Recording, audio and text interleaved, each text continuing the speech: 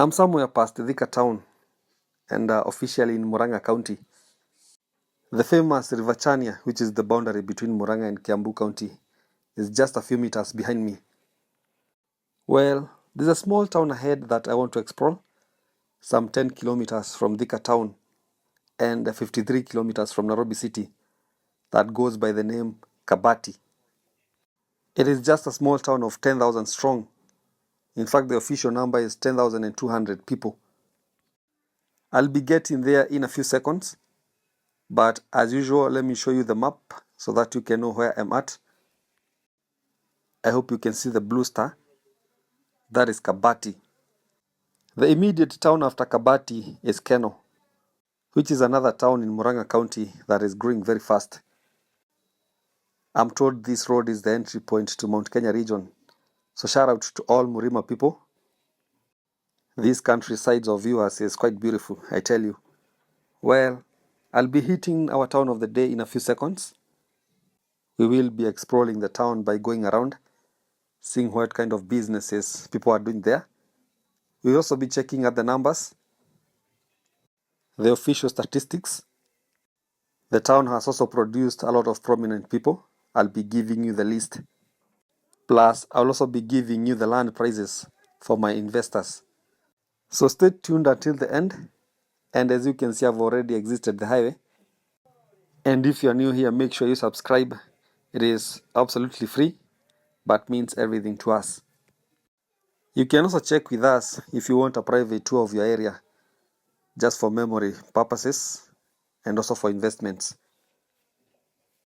Anyways, ladies and gentlemen, let's meet in Kabati Town in a few seconds. I'm just a few meters outside the town and I had to come here. I just realized that I was going against the sun, which is not good for the camera. But so far so good. I'm already in love with the place. The village kind of vibe is something else.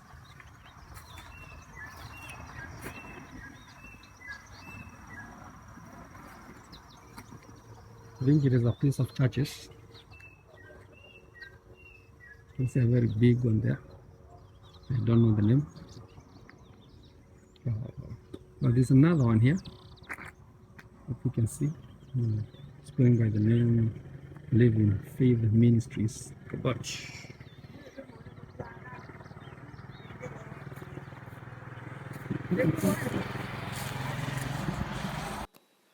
Now I'm making my way into the town from Murang'a side. And this road that I'm about to join, on my right is Kabati Town, and on my left are various villages and towns in Kandara and Kegumo constituencies. The road can take you to a very popular road. The locals called Nyoka Nyoka Road. I'm not sure whether you have heard about that, which goes all the way to Kangema and to the Aberdares forest. Anyway, that's a story for another day. I'll be taking you there someday. But first, let me show you the Kenyan map so that you can understand the local geography. So the red region is the Murang'a County, which is one of the 47 counties in Kenya. The county is very small in size, but quite huge in terms of population. With a total of 6 constituencies, we are in Kandara Constituency. It is a very interesting region. I'll be telling you more about that. But first, let's explore the town. So the town's original name is Kafati. I don't know whether I have pronounced it right, but the locals, whom majorities are Kikuyus, pronounce it that way. So initially in the old Kikuyu language, letter B is pronounced as letter F. And so for Kabati, they'll read it as Kafati. So Kafati in Kikuyu is iron sheets. And so history goes that a few decades ago, that is in the 60s, 70s, and 80s, when most houses in the region were grass thatched, one guy in the area had his roof made of iron sheets. And because the town is just next to the highway, the Nairobi Embu Highway, so most people could see it when traveling up country. and they named the area Kabati. So from that humble beginning, we have this big town now. I'll be turning right so that we can explore the town further. It is good to check whether the growth we see along the road is cosmetic. You know, some towns developed along the road, but when you go inside, there's nothing. But it seems like that is not the case for Kabati. In fact, it seems like this is the old town. The town started here. I can see some very old buildings with some models that were quite popular in the 80s and 90s. This must be also the drinking area of the town. I can see a lot of bars and also a lot of young men. I don't know why most investors in drinking joint choose back streets. But it seems like modernity is catching up. You can see the modern building on my left. It's quite a huge investment. It seems like soon the old on my right will give the way to the new. But the road is too narrow. Someone somewhere must have grabbed the road reserve. Either the new investor on my left or the old timers on my right. Or maybe the town was designed that way. I'm not quite sure about that, though it is not common. The small town has a total population of 10,211 people, where 4,984 are men, while 5,227 are females. And so in terms of gender distribution, we can say the females have a slight majority at 51.2% of the total population, while males are at 48.8% of the aggregate population. There is also a slight number of the intersex, coming at 0.8% of the total population, and that is according to the Kenyan Bureau of Statistics. In terms of the population density, there are 1,102 people living in a square kilometer. In terms of the infrastructure, you can see that the town is well developed. Almost every road is tarmacked. I can also see electricity is everywhere and businesses are thriving. This is another back street, which seems to be a bit busier than the last one we checked. There are some very nice businesses around, especially this Mali Mali one. I know the sun is somewhere up there. We are kind of facing it. But worry not, we'll be changing the direction in a few seconds. It seems like the mattress business is something else in this town. I have spotted a lot of shops selling the commodity. Anyway, so far so good, but the roads are a bit narrow. Sometimes we are forced to squeeze ourselves around. I can also spot the market area. It is right in front, on my left. I will also be taking a left turn to go back to the main road. I'm sure you can see the market on my right. It is an open air market. It is quite busy. I can see they're selling almost everything. Shoes, bags, clothes. Just name it. Even some empty containers. Or are they jerry cans? Like the one this guy is carrying. I can see some on my left. Quite useful for water storage. Maybe the town has some problems with water. There's a hypermarket across the street. It's probably the biggest in town. It's going by the name the county supermarket. It seems like serious investors are choosing to invest in these small towns in up countries. I can see the open air market extends on my left, but this one is for fresh products. This is a small town, but it is self-contained, I can tell you. Anyways, I want to turn right. I want to see whether the town extends down there. I also want to quickly check at the real estate segment, the land purchasing value and rent prices in town. And as usual, I did my good research. I saw half an acre, which was up for sale. going for 6 million Kenya shillings. That one was touching the tarmac. I also saw another one, a 40 by 90, which is slightly less than an eighth of an acre, going for 1.4 million Kenya shillings. I also saw a quarter of an acre, going for 3 million Kenya shillings.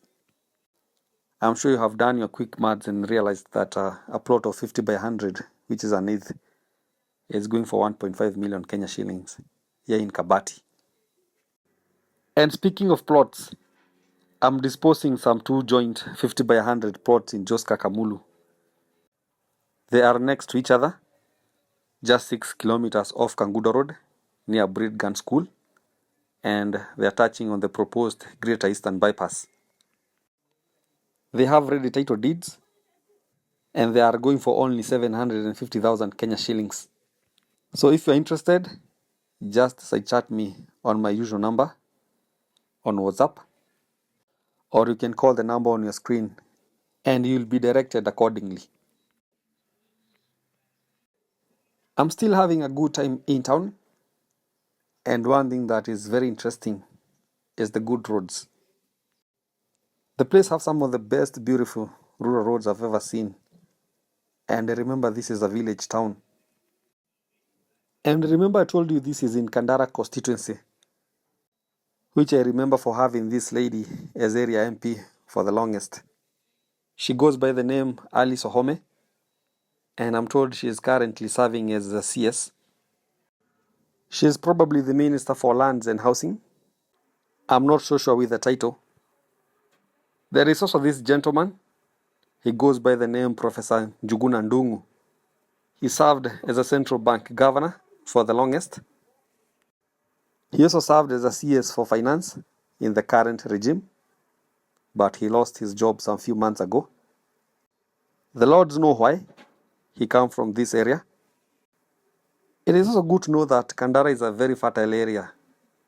It grows almost everything.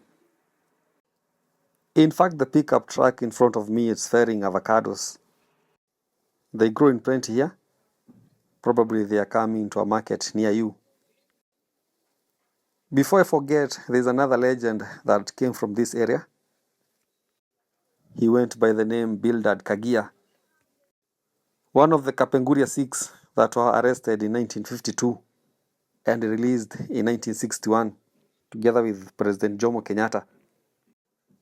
I'm sure the list of great people from this area goes on and on. So if you come from Kabati or the larger Kandara area, please add one or two legends that come from your area on the comment section below, and we'll appreciate.